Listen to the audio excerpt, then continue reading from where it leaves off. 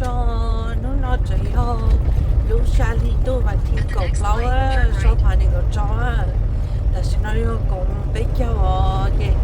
và ta lỡ có mỗi khó lâu chết tôi vậy là để có những lúc bài bị organ nói gì mà nó chỉ là bài bé là gì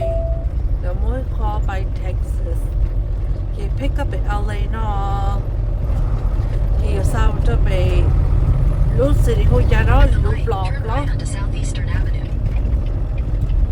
số hồi giờ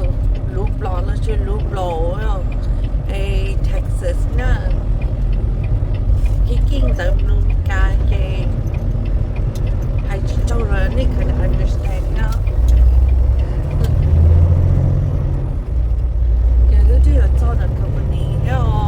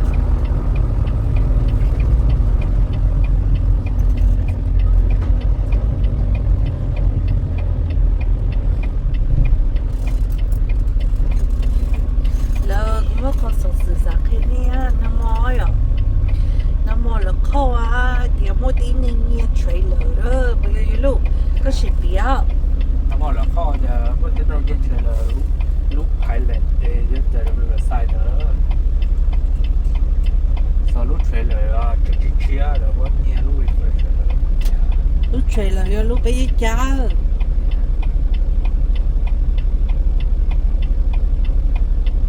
kia lúc sắp sửa mua này nữa bây giờ này sắp sửa kia bị bó tóc sai vậy có bộ mua vice ấy chi kia mà bây giờ truck driver bây giờ support to bọc theo á rồi chứ like she supposed to drop cái lúc trailer họ tư rồi she say nữa bây giờ họ company chỉ cả biết bọc theo just be honest that's the truth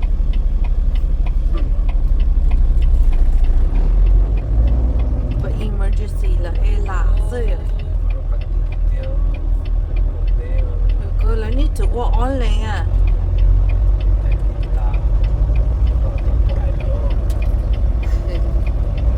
cho người ta ghi là một sai cho ư rồi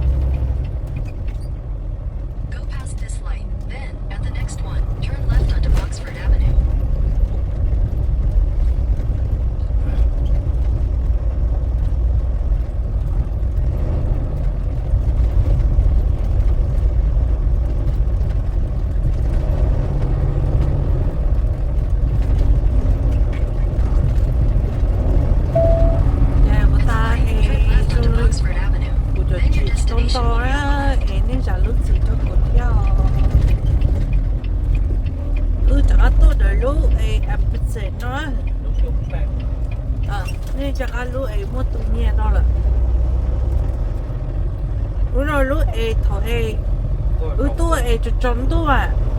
nên nó gì chỗ gì hay nó tôi nên chưa tao mình mà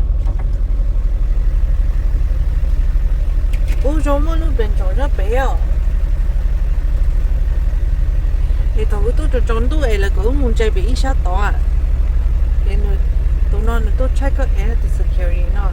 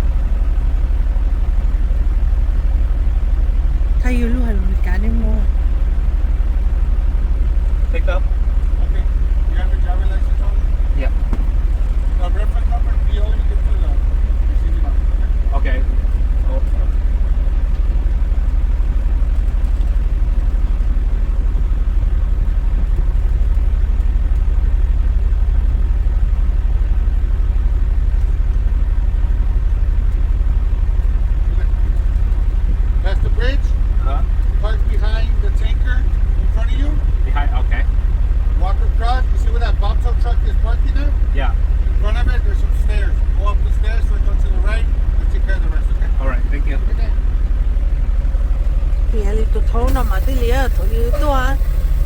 tụi khi đối với security á nó chỉ biết cho cái ngã xe đó cái lúc có chỉ biết cái lúc mong biết để còn lăn không bridge đâu tụi bridge tụi nó đỡ cho nó để đã cá lúc thì cười bây giờ này bây giờ cá lúc thì cười lúc từ à lúc thì cười lúc nó để phải bỏ theo lúc đấy ra phải bên gió với tung bên gió cái này chỉ muốn tung đại nhất tụi nó chỉ muốn check cái họ cái là mà lấy cái đi có cái lũ đấy chỉ tụi gì á ủa thì tụi nó tôi cho trốn tôi ít tham mỏ ai ở do mà lúc receiving office ở bể有个好多天都不làm bài lúc đó cũng cháu nhập khi lên là chỉ tao thổ trốn tôi lúc bé à tôi cứ lúc qua to à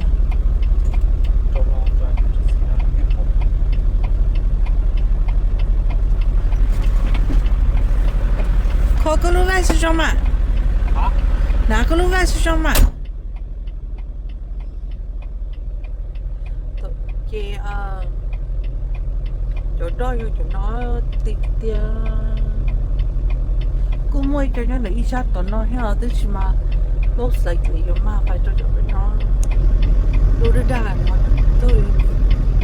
không yêu bên chỗ câu lúc ra nó nhớ cái chuyện thơ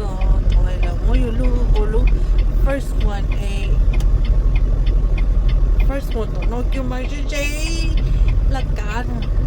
có ổn tin trong nó đợi tụi last one là cả làm lâu cho nè thế tụi nó nè chúng muốn lấy từ kia liền thế chứ mà cũng là cái tiền chỉ tụi mình ổn lửa họ vậy nên chỉ lấy tiền nhưng mà bắt lâu cho là to tôi pick up nè cái most likely trong này cho họ nói lúc percent nói mì á nó không còn là sao vậy milk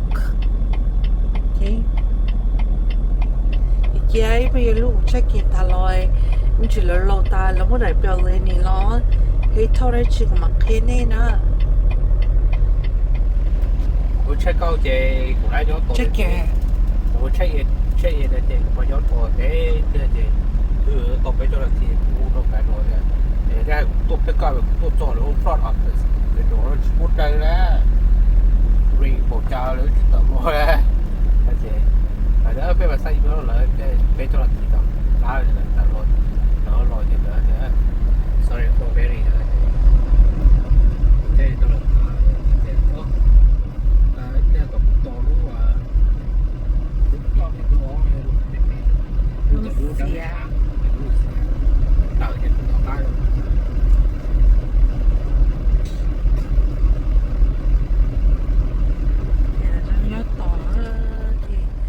nhớ toàn thấy gì nhớ lúc chim cái rồi nó lớn nọ ấy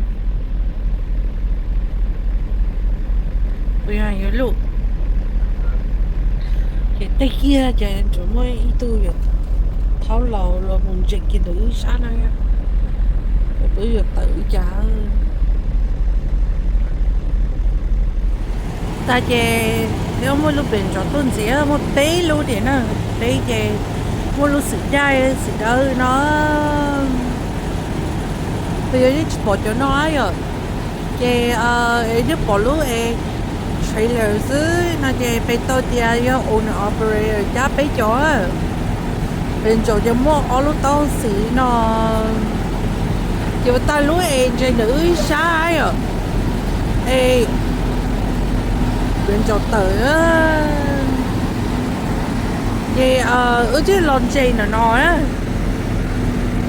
hồi lúc bên chỗ đó đấy nó mà ta đưa lỡ cá em cho bề bên chỗ tay á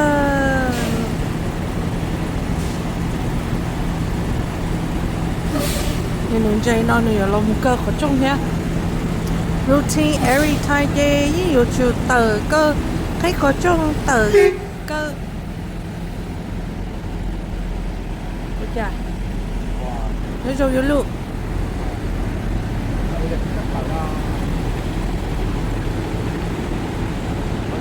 nó bay rồi bay cơ có trong bỏ ồ cái trời lông số này á chọn tàu này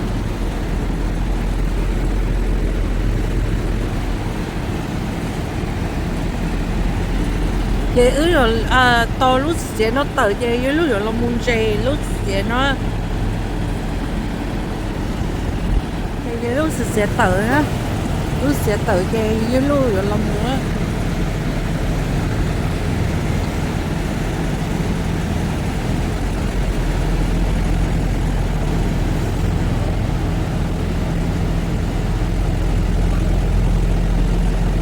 chị không có lúc chơi đỡ mèo chơi tao nói hết chứ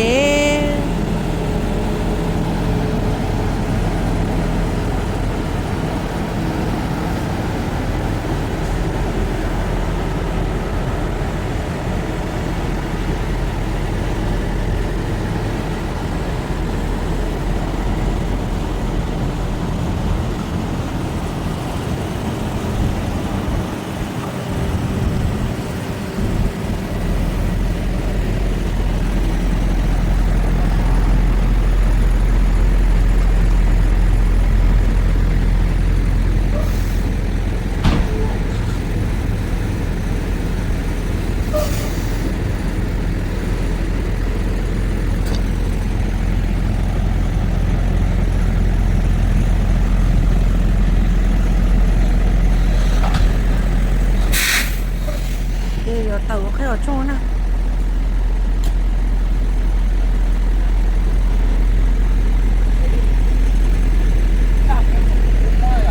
gió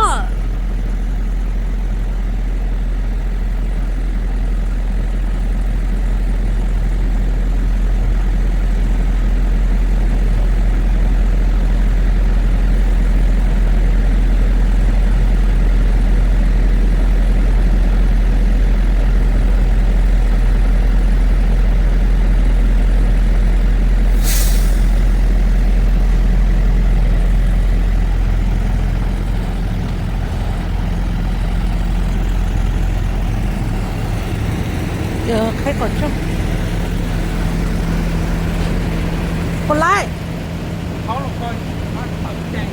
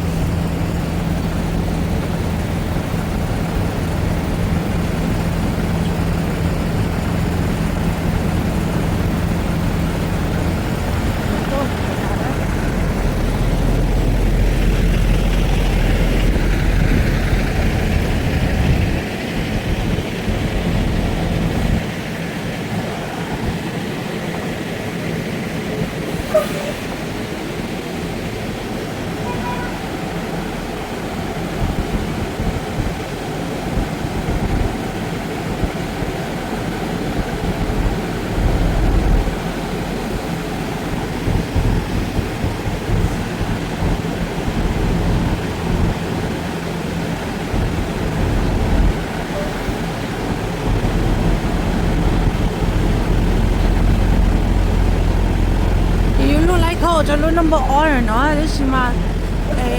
lúc chơi nó chơi nó vậy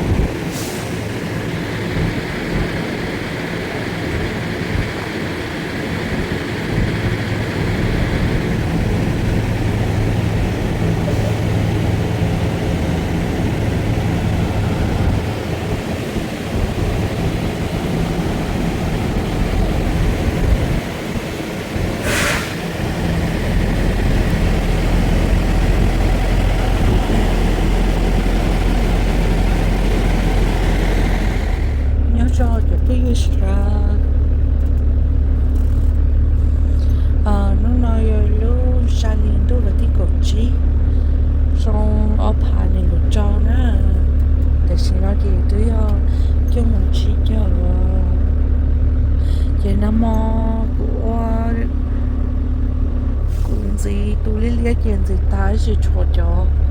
họ mới rồi nói à cái cho lấy nó ha nó cũng ôi chị trong tôi chị biển nó mà có nên nhớ xia nó mà chịอยู่ลูกติดของตายอ่ะเจ๊ก็จะสมุนตายเจ๊ก็ใช้พีซีแล้วมันจะไป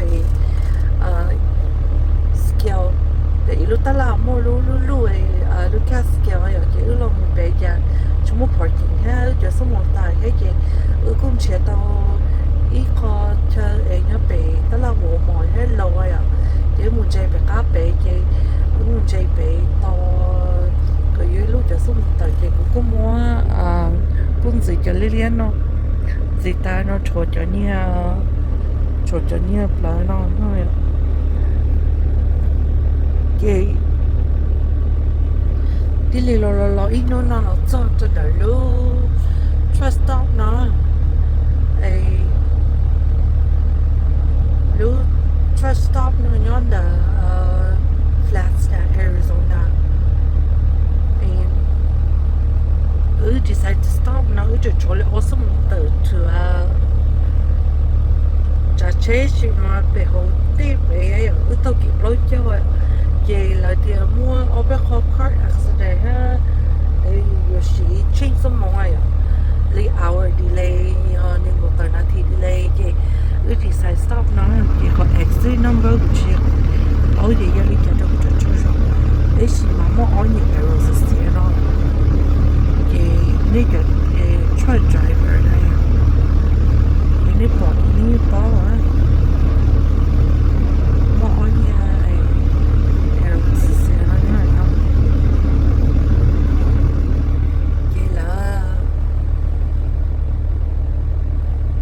เราชอบนะเกี่ยตัวอย่างนั้นมอไอ้ยูรูอยู่ตัวรูดีเลี้ยหรอไอ้รูดีเลี้ยเต้าจะได้คอร์เปย์พี่ไอ้พวกได้ก่อนไปนอกก็ตาเจ้าของเดียอีได้จนน้อยสิมาเตยเจโอได้ขอไปนุ่มตู้ไว้อ่ะเจชิซาก็นุ่มตู้มันปล่อยเจกูกาลูกทองกูมองลูกทองกูกาตัวนะที่ได้ขอไปมูจอยขอได้เรามูยาวไหนอ่ะขอไปก็ต้องด้วยมูตูbỏ ôi lửa nói à như bỏ tròn bỏ đút tới mấy như bỏ tròn đút tới à instead như hai đứa của dia thật sự họ biết lúc lá nó biết chụp nên cho đi coi à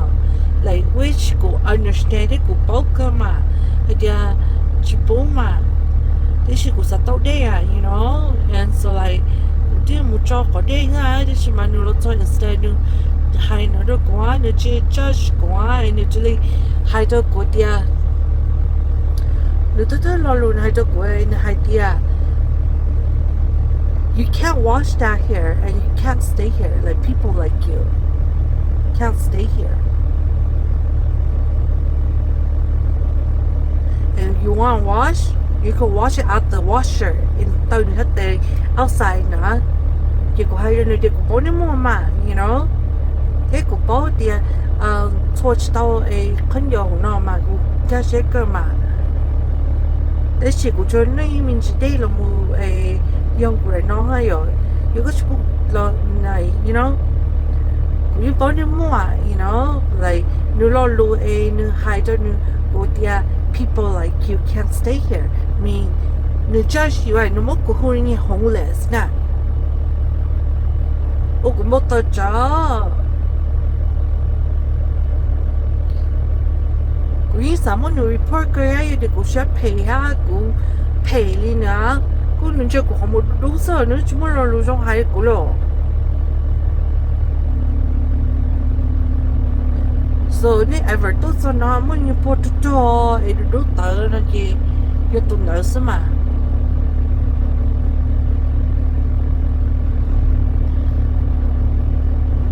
nhưng bộ tàu cho lo luôn này như chơi xíu à nếu mà racist thì tiêu nữa chỉ bảo vậy luôn cho lần chạy tao được luôn nha nó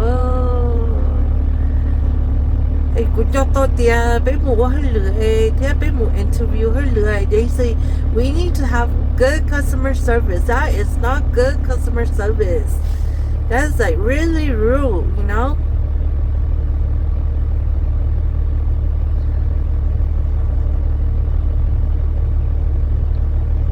we'll just stop nó có trong gì yeah là lúc hôm nay clean cơ rồi lấy từ sao nó stop by nó mùi xì hôm nay nó cái chỉ lò ok thì xưa này là như po cho đu đu tờ bao chờ á gì tụ po này như po móc bì á nhở chỉ sẽ là muốn chạy rồi chỉ ní nà cái giờ cho rong look at all these people walking to it là rất là nà cái nhiều rong à cũng chỉ ní nà cái nhiều rong ha I could just wear a sweat and t-shirt我只bỏ lên tôi nà cái nhiều rong tôi muốn hỏi à and then the people like me can't stay there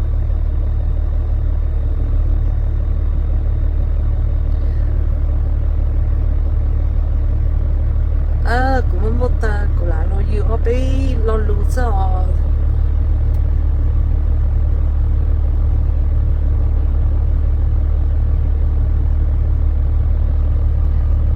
cũng chỉ một ta cho con nữ hai nào cho đi cũng chỉ tuổi cũng chỉ đi chỉ bao cơ đấy mà cho đi đó yêu đại carpet đó một lầu nè yêu chỉ bảo cá mỗi đi có tư nè yêu nó muốn cho nó chỉ có cho nó giữ chỉ bảo cá mỗi đi có tư là muốn giỏi chúng một lầu what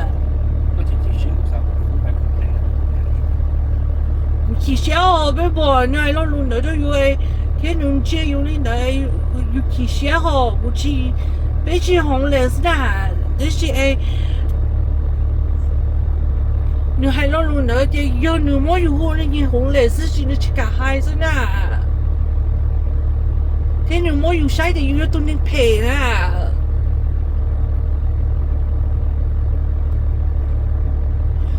我就只有错小孩我就得找我的同事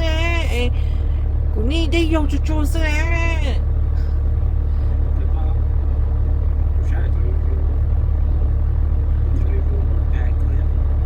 cũng như một sai cũng như bỏ lỡ vô cho bé đấy mà visitors say this travel center offer delicious house made soda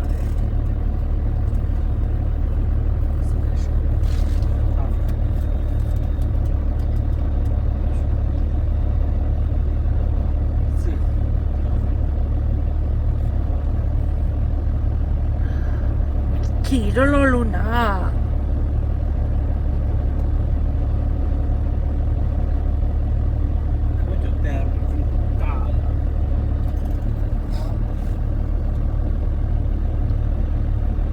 nó hay tối vậy là yêu chúa yêu chỉ bảo chiều yêu sót từ là mua nè but cha lúc bên yêu đại carpet mông blong nè blong hết anh nhìn đâu đấy yêu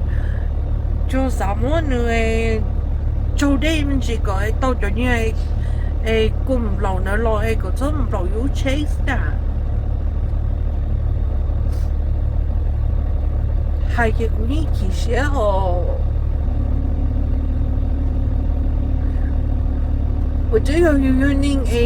有的有赔，那了有的就现在你赔还了了的 people 你个要去到好啊。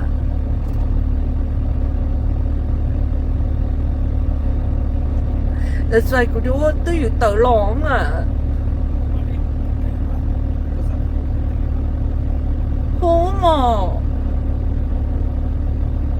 了，你头脑哪那是呢？cũng nãy nó sẽ ôi cha rồi đó cũng nãy lúc thì cũng nãy cũng đã thi sửa cũng đã chi nó nè đến hạ con chờ nè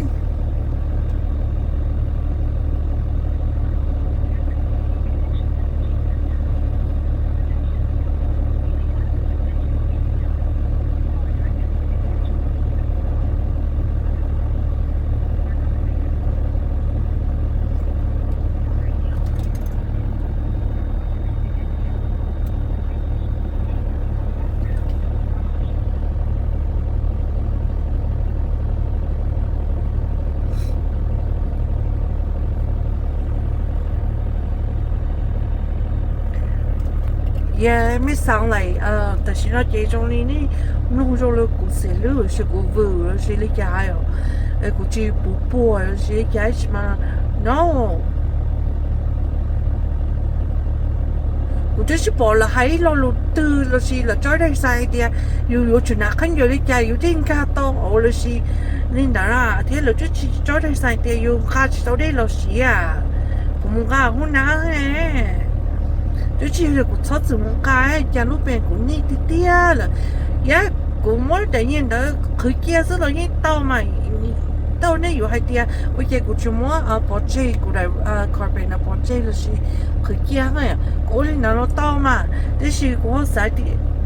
sẽ đi tàu một cái coi như đây cứ chui ra cause all the other truck stop một cái đây cho dù lúc thông sự là chỉ hai cái kia就体系啊，让我们知道保护车，这是保护车多，做到这， 야, 고짜가 뭐할 거잖아. 就模样的。 아하. 빨리. 고짜가 뭐해 나는. 그 어그로 거보다 저기. 啊，包装的包进去。racist 的呀。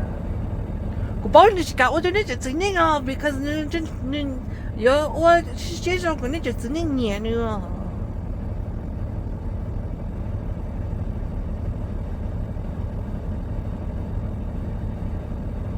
大家都这不需要，都不接受。 혹시 또 시에나 아저씨 그 키에 눌러놓나. 说只需要， So fucking racist. 也马上落了，OK。truck stop，这地方要去比较，不去弄咯。 I know. 就ไปเจเปียคุณเนี่ยเองเนาะว่าเปียไอ้พวกผมยอดที่ชาเตอคุณวันไหนเนาะแล้ววันไหนที่มีอันนี้ไอ้ที่ไหนเป็นเจ้าชิโตเป็นเจ้ามาเอาไว้เป็นอย่าเป็นเจ้ามาเอาไว้ก่อนเนาะวันไหนเนี่ยตัวใช่ไหมไหนแล้วก็ใช้ชุดเจ้าตัวที่ปีเสียก็พอ luôn trust nó luôn bay nó nó đi cho cũng bút lo chị cũng xuống nhà đó chị mua nó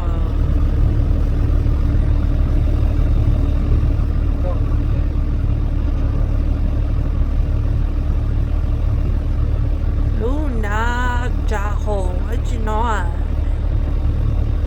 mà đi screenshot là luôn bay cho nè. We'll draw after the video, no, okay?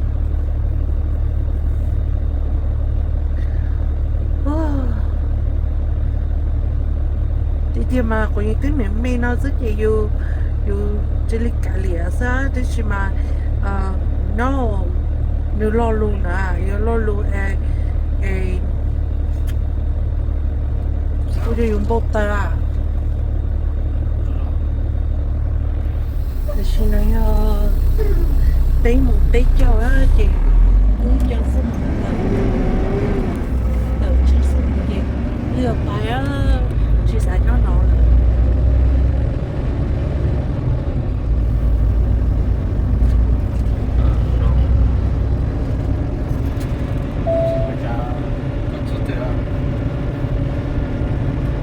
nhớ rằng ta xưa ta xin nó tới có ý muốn mình một trâu nó nói là chú sẽ liên tục và thi cầu cho số phản ứng của cháu thì ưu tố tốt cho nó tất cả nó thôi chỉ muốn tạo để check cái thứ nó tạo nói đó thì chỉ tao thấy tập sản xuất cho mọi tiền trong tu thì một chuyện một lò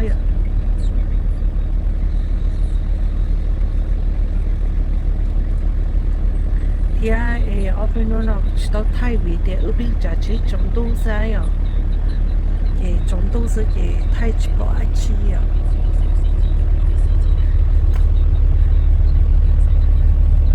cái chuyện nó bị company nó để sự chữ tốt cho cái rất thâu tái chỉ đông ngan từ nó tới dễ chợ to là ngan từ nó tới nè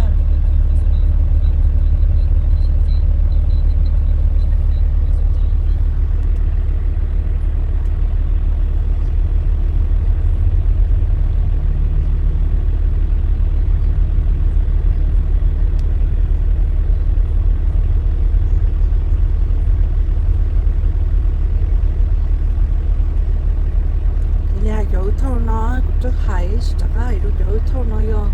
dấu cờ nha là ta lo na là sao có ý một chỉ cho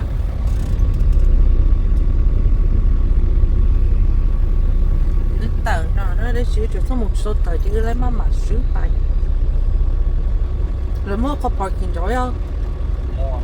đại giả nhưng mà cái tôi ở Thái thì lại chịu không rõ tôi ở Thái là chịu mà stay straight chân thẳng mà ơi cứ phải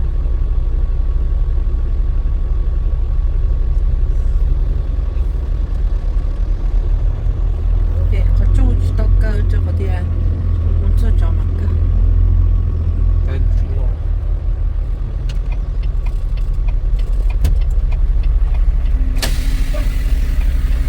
chỉ lần chơi săn trong nó còn nó chơi có lo cho bị lưỡi chắc cái nó chỉ nhớ đợi sáng nó lần chơi sáng rồi nó chơi in chỉ ôm mông tên nở chỗ số mông mặt tờ đó chỉ lấy chơi nó to của cho ôm mông á